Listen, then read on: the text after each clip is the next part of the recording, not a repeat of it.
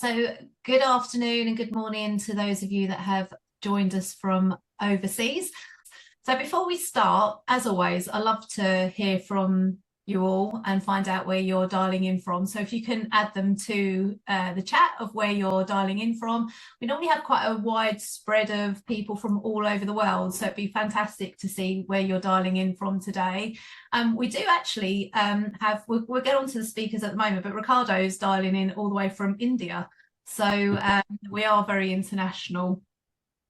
Right, okay, so good afternoon, everyone, and welcome. As organisations accelerate towards a more connected, intelligence-driven future, the idea of being future ready has become a common ambition. But in payroll, readiness isn't theoretical, it's operational. Today, we're going to explore the difference between perceived readiness, where everything looks aligned on paper, and proven capability, where payroll can run accurately, securely, compliantly at scale, even as complexity and change increase. We'll look at where organisations tend to overestimate readiness, how cross-functional alignment can either enable or derail success, and most importantly, what payroll leaders can realistically prioritise over the next 6 to 12 months to build genuine resilience. This is a practical, peer-level discussion, not just about systems, but execution. So I'm delighted to say we have Ricardo all the way from India dialing in. So Ricardo, would you like to introduce yourself? Yes, thanks, Mel. Happy to be here. A little jet lag, but it's all right.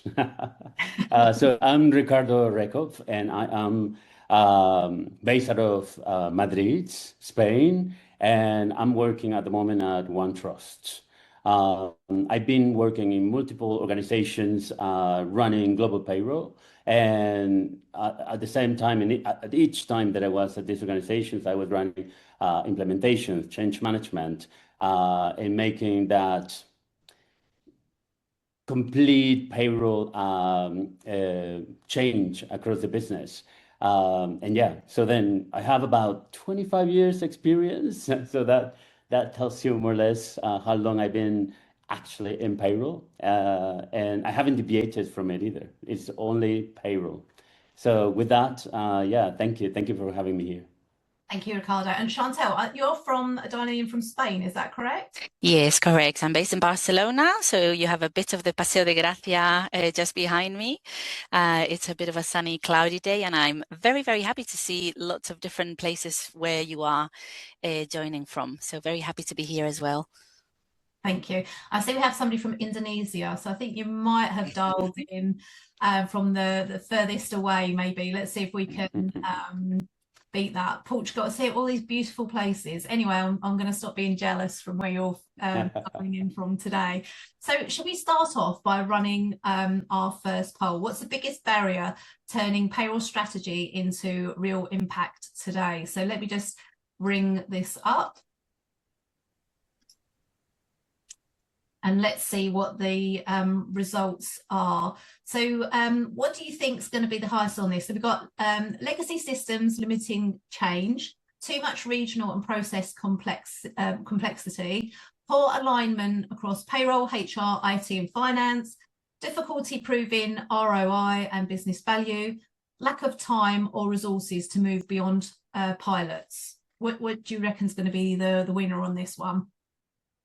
Well, I don't know about you, Chantal, but I would say is too much regional processes and its complexity. It could be also in poor alignment between different departments, because that is key on certain things that we do in order to be successful at what we're trying to achieve in payroll. So yeah, I think it could be those two.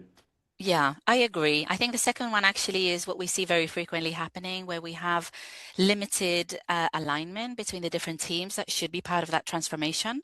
I think some of what we observe is it's a very maybe payroll-led transformation, but in reality, what you need is you need to have that alignment across the different teams that are going to make part of that transformation. So it is really something that we see very frequently. Okay, so I always have like this magic number, and I think people that join my webinars regularly are sick of me saying this. But if you haven't answered, if you could please answer now, and then I will shut the poll off shortly. So I'd appreciate if you could answer, and that'd be fabulous. Okay. So here we go. So we have 15% legacy systems, too much regional process, 46%.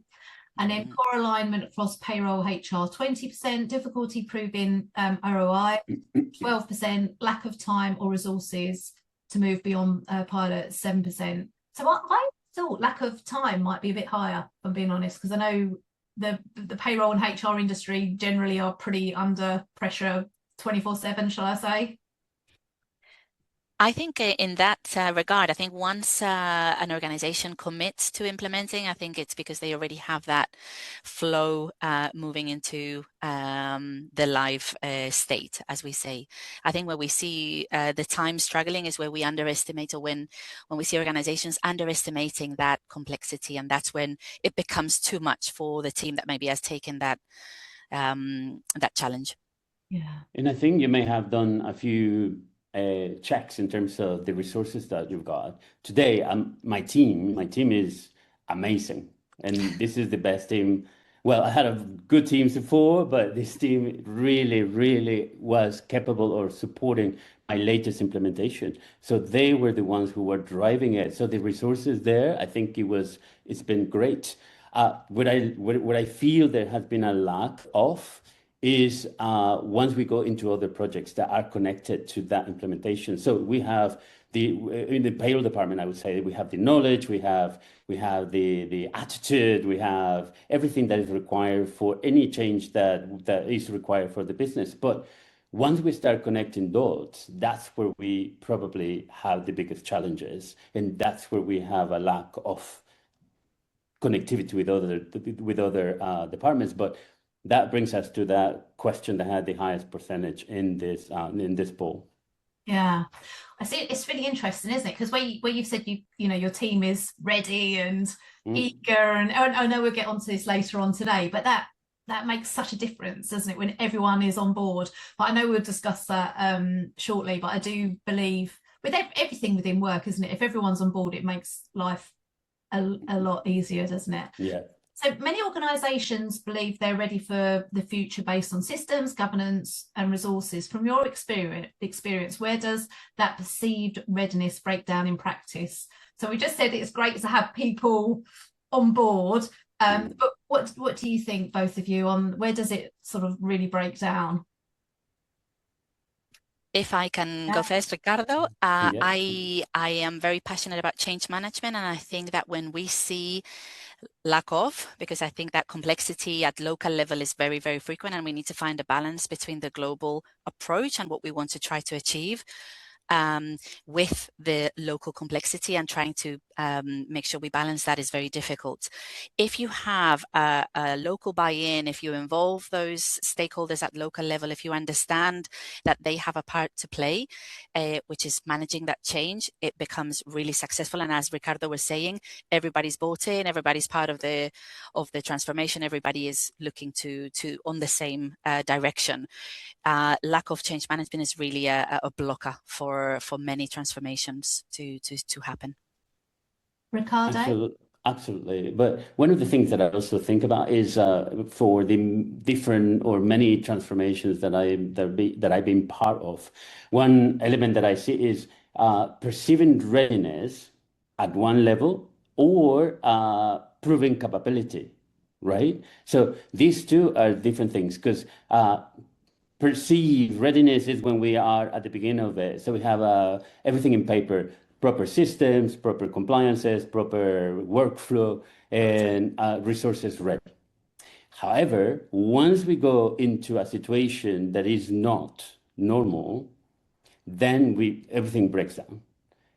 And I say that because it like right now, what is happening in the Middle East, only organizations that were ready for this to happen, they are able to survive. The ones that haven't even tested during their implementation process these type of situations that they didn't think of, that is when it breaks down. You don't know what to do. Is urgent. Everything is urgent, and that's when you lose that momentum of we're ready. We said we were, but we can prove now that we need some more work onto it. Yeah, it's really interesting because in the report we saw that 38% cite budget constraints and 30% legacy dependencies as barriers. So I want to say that there's a gap between ambition and operation reality. Would you both agree with that? That there is a, you know, maybe not necessarily within payroll and HR, but other departments that have to feed into that? Totally. I think that preparation is key, and I think that's where you need to have a very well stakeholder management group so that you understand who needs to participate, who needs to contribute, who you need to manage. So I think it is really critical. I think especially, for example, if you look at a transformation when you have integration, you need to make sure that that IT counterpart is aligned, that you understand that data behind. So it is important. It is important to really understand your ecosystem of legacy systems and where are you going. But that to be from the as is to the to be, if it's not well planned or not well defined, it really is not well executed, or you find a lot of faults, or you have to go back, rework, do lots of additional iterations, which is not great because you're looking at trying to invest and get the return on investment as soon as possible, and that really delays the implementation. And then I suppose waste of budget as well, isn't there? Exactly. Right. Exactly. Yes. Yeah. And keeping, well, I'm proud to say every time I work on any implementation, well, now with practice, 25 years, I never go over budget, never.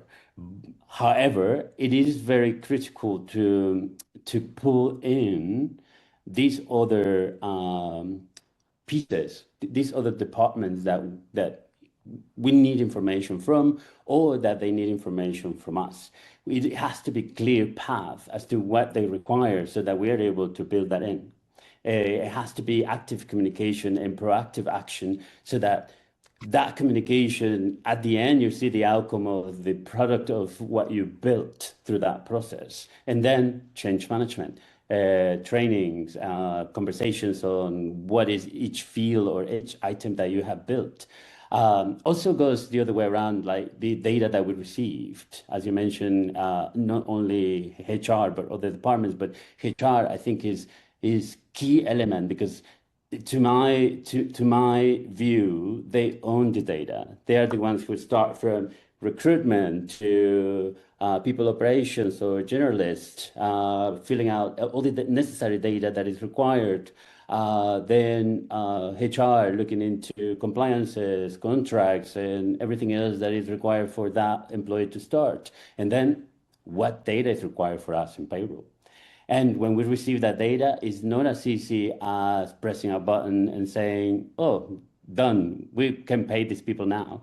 It's a lot of data that is required in order to process one calculation for payroll purposes. And those are the things that we need to look at. We need to look at from who is building up that first piece of data that is going to go through that workflow until it gets to us. How can we talk to them? How can we connect with them so that people, we can educate everyone in general as to what is required, because the end product is what we pay employees. It's the employee experience that is at the end of all that process that we do. And actually, employee experience is a really good phrase, really, isn't it? It's so important. Sorry, Chantal, did I stop you from saying something? No. No. I was just going to reiterate that importance of the data ownership, because we see it really varies per organization, and you will be surprised to see how many different scenarios we have where we are having to maybe to map all of those data points and where do they go and who they are owned, and to Ricardo's point, make sure that we do have that alignment across the teams, but also the sponsorship. So that is really critical, because otherwise you're not going to be able to get that that result that you're looking for. And if a company is very, so you're looking at payroll, but payroll is reporting to finance, is not the same as if they're reporting to HR. So if it belongs to HR, maybe you're prioritizing that employee experience, whereas if it's finance, you may be prioritizing the cost efficiency. So it is really important that you understand what are your goals, what are your drivers for that transformation, and you have everybody aligned, because it can vary. I think that's good. Sorry. Go ahead. Sorry. Go ahead. No, I was just going to say, because you bring that thought to me, in the fact that I've been very lucky to have had my CFO for the past few years in different organizations to support and sponsored my projects. But also he or the different persons that were at that level, they were able to help me out, because that sponsorship is very, very important to ensure that everyone is aligned as to what the payroll transformation mean and how important data is as well. And also the employee experience, not only on the cost efficiency, because obviously that's one big point of finance, but also working very closely together with HR, because whether or not we are under finance, there is a defined line with HR that we work hand in hand to ensure that that employee experience is 100%. And if anything is falling down the gaps, we need to work together to fix it and to ensure that we bring it back up again, and then ensure that everything works smoothly. And those employees they shouldn't even see what we go through to get them paid. And having this sponsorship again, I remember having also CPO sponsorship in other organizations, and that has been a success, because then we have finance and HR working closely together to ensure that that works quite well. So meaning employee experience, cost efficiency, we can make that work. No, that's good. If you do have any questions for Chantal or Ricardo, please add them in the chat, because one question I have got to ask you then, because you said you've never gone over budget, but did you in the early days? Well, yes, because very, very good question. Exactly, that's absolutely true. And that was because obviously I didn't have that much of experience, the experience that I have today or back 20 years ago. Yeah. So 25 years ago, definitely not that full of experience. So where do we need to work? Where do we need to start with the work that we need to do? Start with the basics, build into a bigger thing, and then look at cost, look at your timings, plan properly, create scenario planning so that you are better off in things that you want to implement and successfully see it actually working. Also run different committees so that everyone that is owning those different bits and pieces that will be part of that implementation, they will be key elements on that process. Because before I used to just go, okay, we're gonna do this, that, and the other, and push it, and that's it. And obviously that costs money, because many times, yes, we fail to successfully implement a country, especially the complex ones, and that took a lot longer than usual. Instead of 3 months, it took me 6 months, and then you are adding up all the costs that comes with that. So so that came with experience. Yeah, so that's one good thing with experience you learn, and maybe we can get you to share that at some point. So Chantal, like from an implementation perspective, what tends to surface that organizations didn't anticipate? So obviously Ricardo had some stuff in these early days. What do you see with companies now that they're lacking and haven't organized?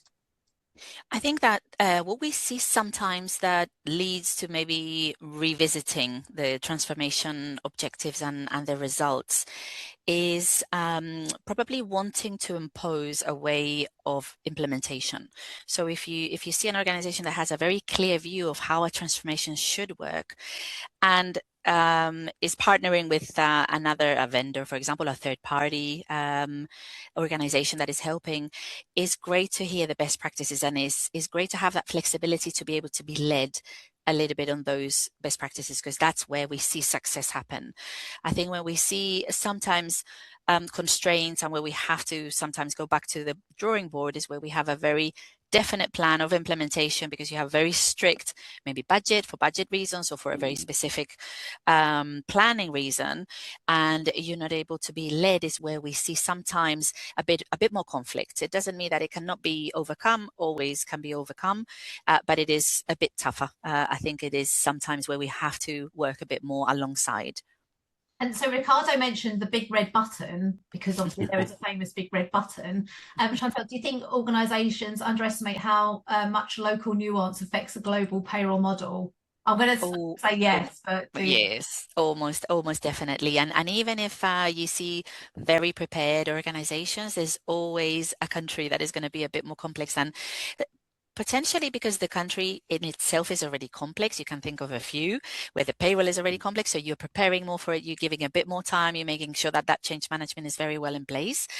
But it could be that you have a very strong stakeholder in a specific region or in a specific country that the payroll is not the problem. The problem is maybe the people that you have to work with, or maybe a specific team or a specific expectation. So I think that's where we can partner really well with customers and really understand, okay, how can we make sure that jointly we agree and we meet that objective? That's where I see really strategic transformations be successful and then become long-term partnerships, as we have with Ricardo with OneTrust.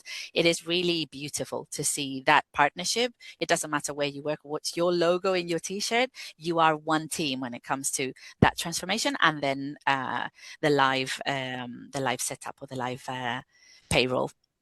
And that's lovely to hear the partnership. I keep hearing that at the moment. I think that's maybe the word for 2026 is partnership. I was at an event and I saw a global payroll leader discussing their transformation, and they had all these countries in a big line. And from what I understood, it all went fantastically. And at the end, I ran up to him and said, "Did it really go that smoothly?" He went, "No, because Spain was supposed to be the second country and it ended up being the last country, and this country, that country, that country." Ricardo, why is payroll complexity so often underestimated? I think we don't look at the complexity of it at the moment in time when we are planning. I think we look at the number of employees, perhaps, or we're looking at what is the priority for the business to move forward. When we are looking at implementing a unified payroll solution, for example, or when you are looking at the HCM system as well. And we underestimate that. So and I think that there are no proper conversations on that planning to say, okay, let's look at what is complexity in each of the countries. Let's talk about Brazil, let's talk about Spain, let's talk about France, let's talk about Japan, those countries that are really, really complex, right? And then after that, you can say either you can start with those because those are the ones that is going to take you more time invested into it, or you start with the easy ones. I like to start with the easy ones. So yeah. I know that Austria, I can do it like very quickly, for example. And then I go through the ones that number of employees, then complexity is easier. Okay, no, payroll is easy to say, right? But looking at how to implement it, then I go through that process first before I can do that planning, and then I go into agreement with my stakeholders, and then I go into agreement with my payroll provider. That way, we are all aligned at what the expectation is through that process. And I wondered if when you mentioned France, I think there was a few people listening today with, yeah. Definitely. Yes. And what practical steps help move from intent to operational resilience? So should we give Ricardo, do you think, over to you on that one? Yeah, of course. I think that you just need to be ready for those moments, but you need to plan ahead as well. It's all about planning. It's all about change management as well. What do we do? How do we prepare ourselves in a critical time, and how we can move forward as quick as possible without affecting payroll itself? There are different options into how, depending on the situation, you can move forward and ensure that people are getting paid without any issues. It might be a little nuances, differences in terms of depending on the option that you choose to pay people, but it can be easily explained to employees why and what the situation was and how you can move forward. But for that, you also need to keep governance frameworks in place so that can be clear as to what would that be at that moment in time when you have that critical time. And then also you need to have a steering committee meetings where you can say, okay, we're going to have different type of changes around in the business that will impact what we do across the different departments. And then having those active communication, I think, is key, so that when you then do your changes on processes, on also looking at what's going to happen during that time that you're going to have an issue, or you're going to have a critical time that it needs attention, you'll be ready for that. Also, keeping up with KPIs, very important. You need to keep up with what's happening throughout that process and maintain it, so that it is clear to you where you need to focus on, as well as also thinking when is going to be that critical time and how I'm going to be able to resolve it. I think that it is important as well through that process that we think of roles and responsibilities. Who owns what? So that way, at that moment of critical time, and to be resilient, we know to whom we go to, how do we proceed, and we know what's going to develop after that, and how, then we say, okay, no problem. It's critical. We work fast, even if we need to do it manually at that moment in time, because we don't know what's happening. So continuity is a plus. So that way employees don't suffer at all as to what's happening at that moment in time. So you have to have your options, but you have to have it clear. So KPIs, I think, is one thing that you can maintain. Roles and responsibilities using the RACI model, as well as having the support of leadership at all times, because that's very important. Yeah. So it looks like we're looking at planning, partnership, and just being organized so that organizations can withstand pressure. It seems to be the better prepared you are, the better you're going to be able to stand pressure. And obviously, like what's happening this week, shall we say, Yes. it's almost like thinking of different scenarios to ensure that you're able to deliver, I suppose. So we're coming on to like the cross-functional alignment. Payroll implementations expose where organizations are misaligned. I mean, we hear that all the time. Data, shall I say, ownership, accountability. This is where friction does show up. So on the report, 30% legacy dependencies and 36 data security concerns were shown. So what challenges show up most often around cross-functional alignment, Ricardo?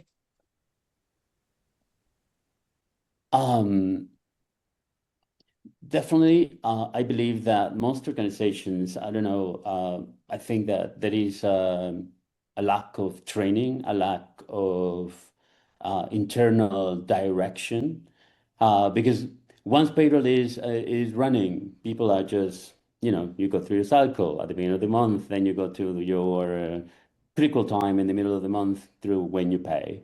But there hasn't been a moment, I don't think, that organizations have that additional development internally, driven by the payroll team, because that is key. So through that process, I would talk to people operations and say, people operations, if we go through this, I don't know, situation in the future, this is what I would want from you. And then provide a little bit of, visual effects as to what that means, so that people are able to understand where you're coming from. Because people still, today, talking about that red button, people still think about that. People think that it is actually how it's happening. And then you come back and say, no, actually it is happening this other way. We need to get your HR master data, you need to get your local payroll information, and this is what is required, and this is how we're going to be working out. So little trainings like that, I think that will bring that misalignment from other departments, because that exists today, misalignment. So cross-functional working groups where people can get together and talk about, I need to understand also what's happening with people operations. I need to understand also what's happening with the HR organization at one point or another, so that I'm able to say, okay, I understand, and I need to work in that specific situation in a different way than I usually do, or my team does. So I think that's very important. define what is important for each of the departments so that can bring to life a flawless process and that people understand each other as to how, what, or when whichever data is needed. So Chantel, where do you see you've mentioned friction, but where do you see with the stakeholders where that's most common? So we see where there's handovers, we see some friction. So for example, when you're looking at from implementation to a live state, so that is commonly friction because you are used to working with a team that is then going to be moving on to another project, and then you're going to be staying with the payroll team, and that's where you have to build that relationship. In some instances, you do have that relationship already because it's the same team working in the different states, but that's something that is very commonly seen as a bit of a conflict that we need to manage more carefully. And I think where we see sometimes friction is where we move from a local in-house person managing the payroll to a vendor, for example. That is very carefully needing to be managed because I go back to the change management, but I think it's also about expectation. So it's really about understanding what is the scope of what is it going to be externalized or how is that vendor going to be helping you have that alignment very clearly stated, including that local person, because that local team may be also feeling a bit vulnerable because they may be feeling that they are going to be losing their job at the end of that transformation. So that is something very frequent we see where we want to make sure that we have everybody on board and that person or that team don't feel that they are going to be in any way having that outcome. So it is where we see where we have to maybe work on some joint workshops. I think that's a really great way of building that partnership where we see, because in implementation is very natural to have that team built, but when you move into business as usual, you have your cycles, as Ricardo was saying, but sometimes you lose a bit of, okay, what happened here? Suddenly we have different types of changes and we're not managing it so well. So let's get everybody in a room or in a virtual room, because nowadays is very normal to have that globally, and it does take a couple of hours of everybody in that virtual room understanding each other, making sure that we have the same expectation on what needs to be delivered to what, from either side. I think that holding each other accountable is also really important. I am also all up for partnership, but partnership means I'm going to tell you when I need something from you, when something is wrong, not to blame you, but to make sure that it's working. And that's where true partnership and trust makes a difference. So yeah, I think that's the conflict or maybe the friction that we see that needs to be a bit more tightly managed. And I think, Ricardo, I don't know whether you've come across this, because obviously you've managed it from a different side, but that's one of the things that we've come across with the GPA in the community. So when there is this transition and people do feel vulnerable, and some of those people that do feel vulnerable are the history, aren't they? They're the people that you really need to look after to get this sorted, and it's most probably going to be a job for them at the end of the transition. Totally. Because of the lack of communication, then you could potentially lose people due to pressure or insecurities, and that's such a shame, isn't it, for that to actually happen, because you still need the human element. Absolutely. Yeah, absolutely. Especially if going through implementations. During the implementation period, this is something that I do sit down with my team and I speak with one of them, regardless of levels, because everyone has to participate on that. I need everybody to concentrate in focusing on the data that is required, because even if we have conflicts internally, in terms of data, I think that during the implementation, that's when the partnering comes into place with the provider, because we need to ensure that communication is clear, that the questions that are raised are clear as well, so that we can get the proper answer for it, what the steps are, how to build that planning, so that we know what the steps that we need to follow. Also, proper trainings on how to utilize the documentation or templates or systems, because we could have the perfect system, but if we don't know how to use it, then it fails. So with that, my feeling has been that I talk to my team and I also tell them, okay, it's not going to be easy, because it's not going to be easy. We're going to have to be processing payroll at the same time that we need to collect data. We need to pass the information over.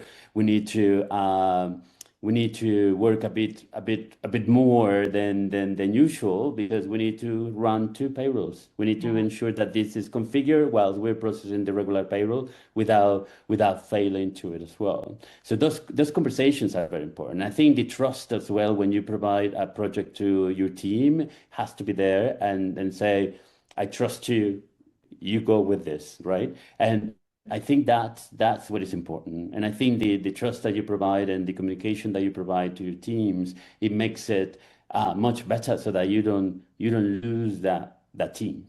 Talking about the past, same thing.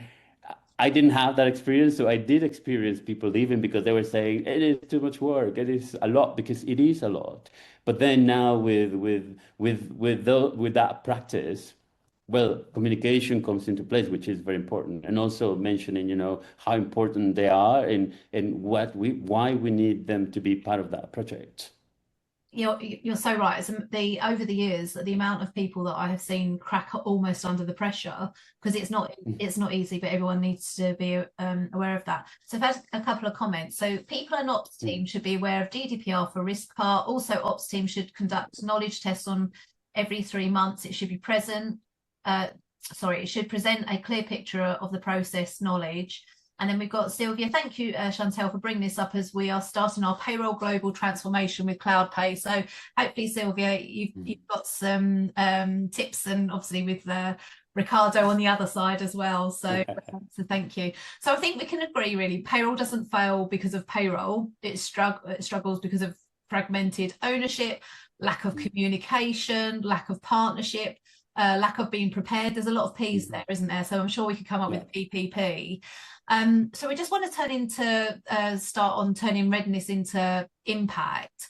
So again, on the report, 54% see process simplification as cost opportunity, and 61% still rely on reactive manual forecasting. So that's quite high, isn't it? Reactive manual forecasting.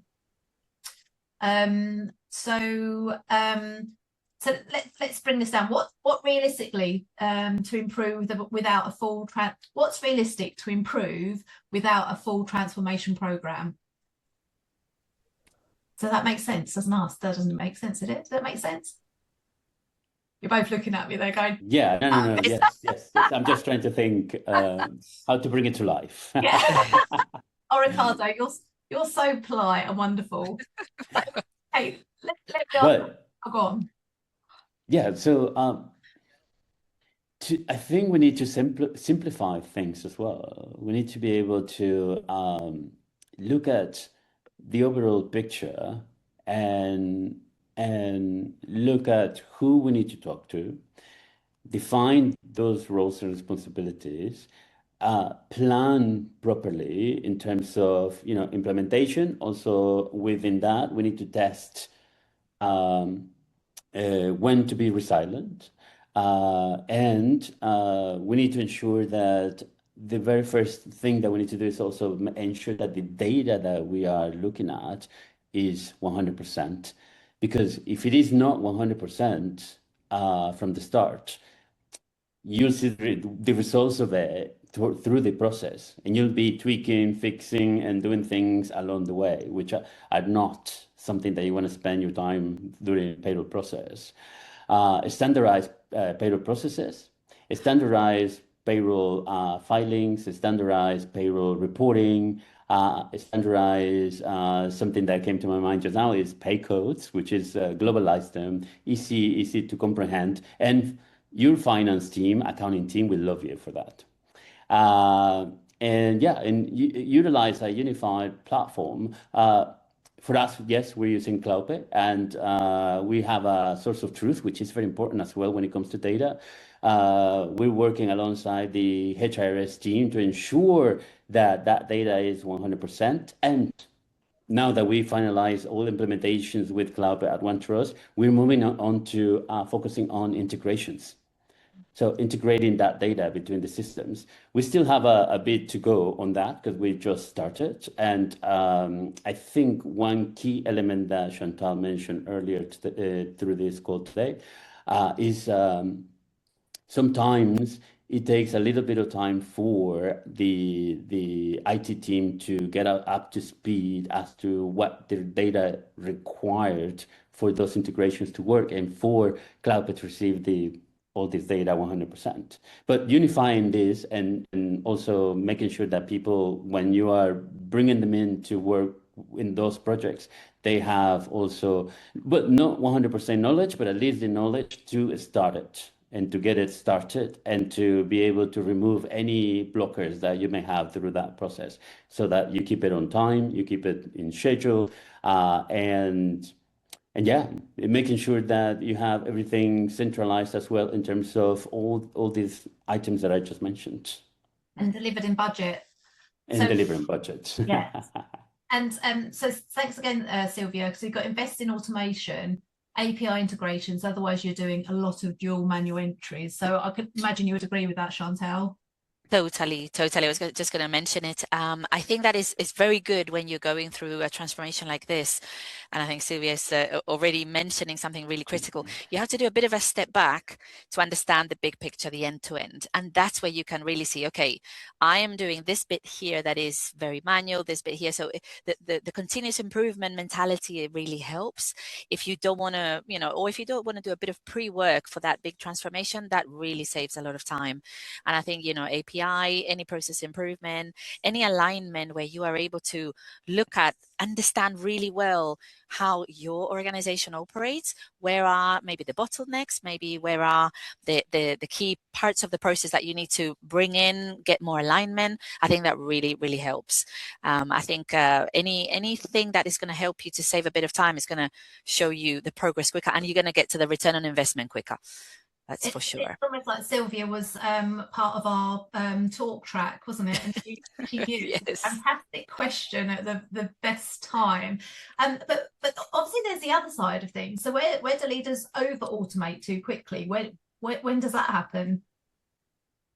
I think we have sometimes the view that everything needs to be completely automated, and I think that that's the aim, but there's always a human element, and I think that that part is sometimes not underestimated, but maybe taken for granted. Maybe that's what I'm going to say. And I think that's where you can really change, because even if you have the most automated process, things change, legislation changes, you have to change, people change. You have to make sure that you have a very good automation and a very good process, but in reality, you have to make sure that you know when to flex and when to change. And I think that's where some of the technology really helps you, and having that backup where you have the key people behind is critical.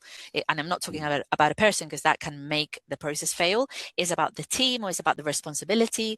Ricardo mentioned the ownership. I think that's pretty critical. Understand what sits where, so that you can really jump on it when things happen, because they will happen. It's payroll and things change. So I think that's really something that maybe we can see that over automate or over simplify. I think that there's always an element of complexity that we're going to have to manage. So that's always going to be present. Yeah, that's and I suppose it's like review, isn't it? So just continuously reviewing. Totally. I think Abhishek mentioned it. Yeah, if I may add, on the client side, or on the, for me, for example, in each organization that I work for, accountability was so important, because that helped as well in terms of driving any project or any payroll implementation transformation into success. And obviously, people are thinking of first things like my CFOs, all of them that I've talked to, they wanted everything automated. We need automation. We need data flow, connectors that will support everything that you do, me, payroll, right? But you get to a point that yes, it is true, but you still need to check your basics. You still need to check that where that data is coming from. How is the data coming from? Do you have a source of truth? Are you using the system 100%, or do you have multiple little other processes outside the actual system? So those are the things that need to be analyzed first before getting into all these automations. And you gotta be also clear and well, speak straightforward with your sponsor to say, this is what we find based on this analysis, and therefore it may take a bit longer to get to your automation 100% than it is today. However, another topic that we should mention today is AI, right? Because AI will help into that automation. So any repetitive process that we see, we can add AI to it today. We can add forecasting. We can add anomaly in terms of the data that we see, validation or detection, workflows, automation as well. And any reporting or dashboards that we want to create, we can create out of that. And then we tell us exactly where we are doing so much work manually that we need to eliminate, and where we need to speak to cloud and say, we need more automation on these bits and pieces or things like that. I think that, and this is where the partnership comes, because we can talk about it, we can discuss it, and we can say, these are the expectations from my sponsor, which is very keen to get everything, finalized. But also having that partnership, then you have those conversations, which this is what I see every time we have a conversation on any item that needs automation fixing, and I've seen this for the past few years, it gets done. So it takes a little bit of time sometimes, but it just takes it, because you need to pay attention as to what you need to automate and why or how, and what the impact is onto what you're doing. And we love shaping our product and our ways of servicing with our customers' feedback. I think that's really truly the partnership, and this is where I'm really proud, because it's a two-way. There's no question. Every organization is different. You're going to have your own transformation challenges and your own. We have some best practices. We have some trends. We look at data massively. I think AI is a massive support and more than that is going to be. But I think in terms of understanding where to focus and what to prioritize is where it's really helping, and that validation. So yes, very, very true. How can we not have a webinar without discussing AI and the future? Yes. I think what we've all come to agree is that AI is to improve our lives rather than take over our lives. So, and it's good to hear the partnership of both of you as well. So that I think that's really important. So I'm just going to ask Ricardo, what should payroll leaders focus on first? Basics. Start from the basics, and then make sure that you have improved communication among other departments to understand what their need is, and then also share what your need is as well, so that you can get, may not be the same goals shared, but in the end, at the end of the day, it'll be different goals that aim to the same execution or outcome. And that will help you. Also making sure that a planning is in place. I keep mentioning this several times, but it's so important to plan. Also making sure that you not only plan for your implementation or only plan for your operational, but also for when you have to be resilient, because those times come and you gotta be ready for it. The other part is making sure that user resources are aware of these communications, so that they need to be up to date as well as to what's happening, so that they know as well that what they need to do, how they need to do it, with whom they need to talk to, have the proper guidance in terms of the direction of the payroll department. And Chantel? I think that if we are able to look at what do we want to accomplish, so because we have the daily job and we have the specific objective, but I think if we have that bigger return on investment or that bigger transformation result or accomplishment, that's where we cannot move very far away from that critical path. I think I always make sure that I am understanding why are we doing something, you know, and I think sometimes we deviate, sometimes we get stuck into some issues or some particularities of that transformation or that, you know, business as usual, and that's when it becomes a bit more difficult. But I think where you are able to hold each other to say, no, this is what we want to achieve, you know, this is an issue, but let's understand how to solve it together. I think that's where we can really see a different way of success, I would say. Well, I think Yes. I'm just going to see if this works. Is it working? There you go. I think there's like a lot that's come from today, but I think one of the biggest things is really a partnership, how important partnership is just to succeed. But it's not only just partnership with the vendor or with, you know, with yourselves, CloudPay, it's a partnership with everyone in your business and the communication. Over the 30 years I've been in payroll, I have seen it where lack of communication has almost caused projects to fail. And I'm sure both of you have come across those situations. You know, even if it's not a payroll, you know, project, it can be any project within a business, can't it? So I think there's some really important things that have come out of today. So one of the things that CloudPay have produced is a report. So what does future ready payroll really look like? So if you scan the QR code, I love a QR code.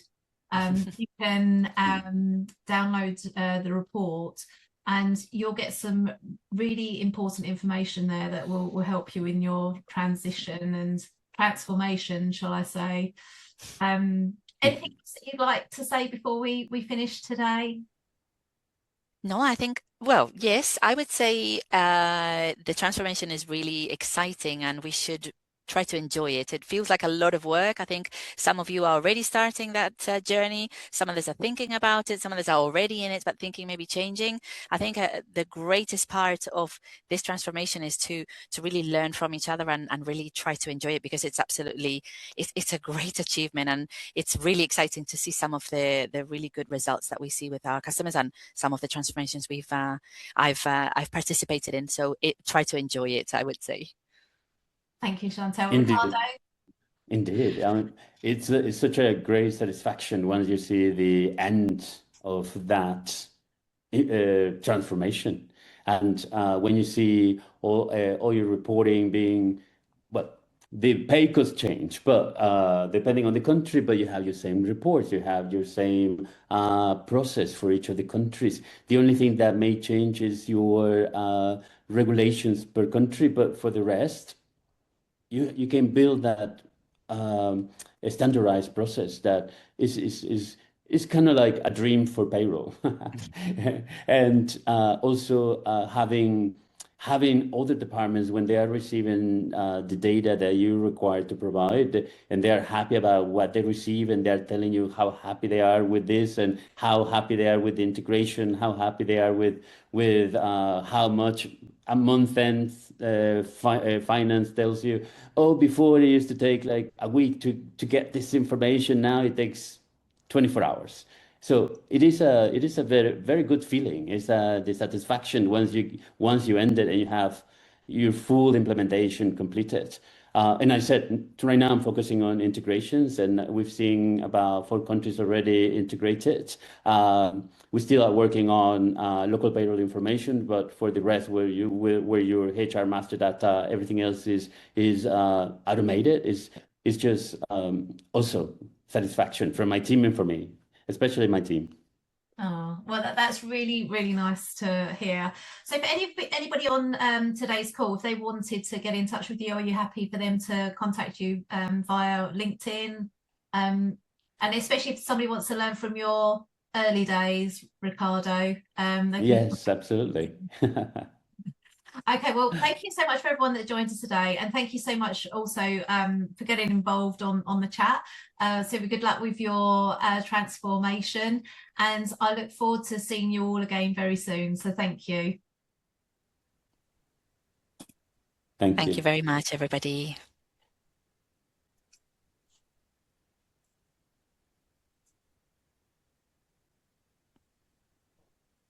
Thank you.